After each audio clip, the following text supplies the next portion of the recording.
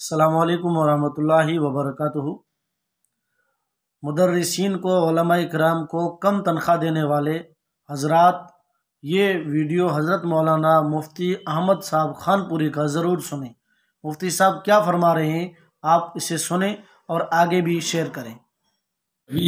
کل ہی ایک صاحب کا میرے اوپر فون آیا کہ قادیانی بکثرت محنت کر رہے ہیں، باقاعدہ یہ جو ہے پنجاب میں، ہریانہ میں اور ان 4 صوبوں کے متعلق بتلایا کہ وہاں ائمہ کو، ہمارے یہاں ائمہ کو باقاعدہ ان کو ہدیہ دیتے ہیں اور ان کے ذریعے سے وہ اپنا کام کر رہے ہیں۔ ہمارے علاقے میں اللہ تعالیٰ نے گجرات کے علاقے کو نوازا ہے اور ہر جگہ دینی کام جو کیے جاتے ہیں ان میں تعاون کرنا ہمارے اہل گجرات کا طریقہ اور شیوا رہا ہے، لیکن خود ہمارے علاقے میں اہل علم کے تنخواہوں کے معاملے میں جو رویہ اختیار کیا گیا ہے اس پر بہت اہمیت کے ساتھ نظر ثانی کرنے کی ضرورت ہے۔ یعنی ان کی ضرورتیں پوری نہیں ہوتی، مسجدیں بڑی قیمتی بنائی جاتی ہیں اور بھی چیزوں پر خرچے کیے جاتے ہیں، لیکن ان کی ضرورت پوری ہو اتنی تنخواہ ان کو نہیں دی جاتی ہے۔ تو ان کی اسی غربت اور ان کی اسی مالی اور اقتصادی کمزوری سے فائدہ اٹھا کر یہ لوگ جو ہے اپنا اندر موقع نکالتے اندر آنے کا۔ تو ضرورت ہے کہ اس کی طرف بھی خصوصی توجہ ہو، بہت زیادہ، خاص کر کے ایسی تنخواہیں۔ میں کہا کرتا ہوں کہ آپ تنخواہ دیتے ہیں 10,000 دیتے ہیں، 15,000 دیتے ہیں، تو میں زیادہ بول رہا ہوں 15,000، کیا 15,000 میں آپ اپنا اب گھر چلا سکتے ہیں؟ جب نہیں تو پھر ان کے لیے جو دین کی خدمت کر رہے ہیں، اگر آپ ان کو 25,000 دیں گے تو بھی وہ مشکل سے گھر چلائیں گے، لیکن اتنا ہوگا کہ جو ہے ان کو کسی کے سامنے ہاتھ پھیلانے کی ضرورت پیش نہیں آئے گی۔ بہرحال یہ ایک بہت اہم مسئلہ ہے۔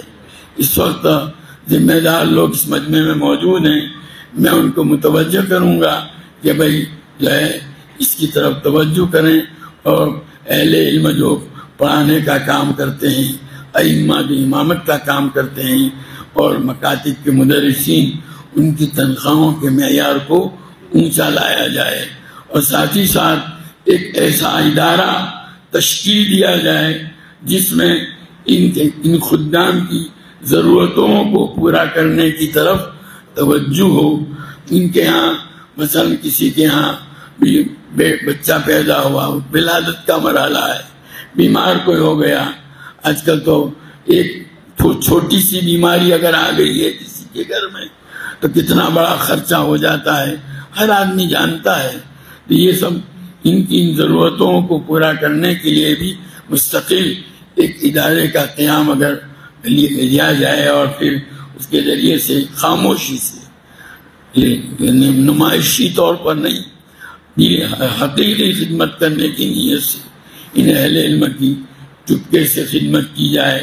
کسی کے یہاں پتہ چلا کہ شادی ہے تو میرا ملاقات کر کے ان کی ضرورت معلوم کر کے اس کے مطابق دے دیا گیا، کسی کے متعلق معلوم بیماری ہے تو اس کی ضرورت کے مطابق دے دیا گیا۔ بڑی تعداد وہ ہے جن کے پاس اپنے ذاتی مکانات نہیں ہوتے ہیں، ان کے مکانات کے سلسلے میں اگر محنت کی جائے تو مطلب یہ ہے کہ ان اہل علم کی ان ضرورتوں کی طرف اگر خاص توجہ کی جائے اور اس کے لیے کوئی ادارہ قائم کیا جائے اور اچھے ذمہ دار حضرات اس کو انجام دیں اس کام کو، تو اس کی بڑی ضرورت ہے، اس کی طرف توجہ کی جائے۔ اللہ تعالیٰ آپ کو جزائے خیر دیں گے اس کی وجہ سے۔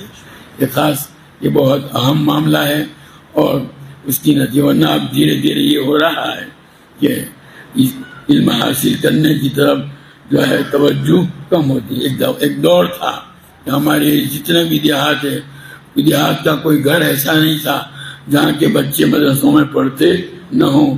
آج ان دیہاتوں میں جا کر کے دیکھ لو، پورے دیہات میں ایک گھر بھی ایسا نہیں ملے گا جس کا بچہ مدرسے میں پڑھتا ہو۔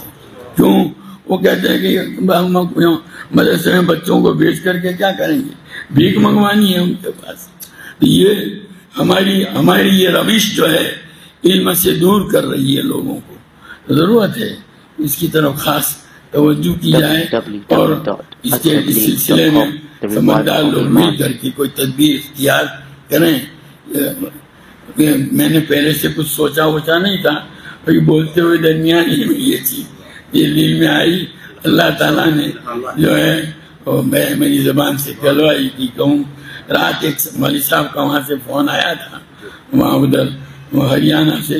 انہوں نے یہ شکایت کی تھی، انہوں نے یہ کہا تھا کہ میں آپ کے گجرات میں برابر گھما ہوں اور آپ کا گجرات سب جگہ پر مدد کرتا ہے دینی اداروں کی، لیکن آپ کے یہاں جو خود دین کی خدمت کرنے والے اہل علم ہے ان کی توجہات کی طرف گجرات والے بالکل دھیان نہیں دیتے. انہوں نے بہت سختی سے مجھے کہا تمہیں کہنا چاہیے اس پر. تو میں نے ان کو کہا بھی میں کیا کہوں گا.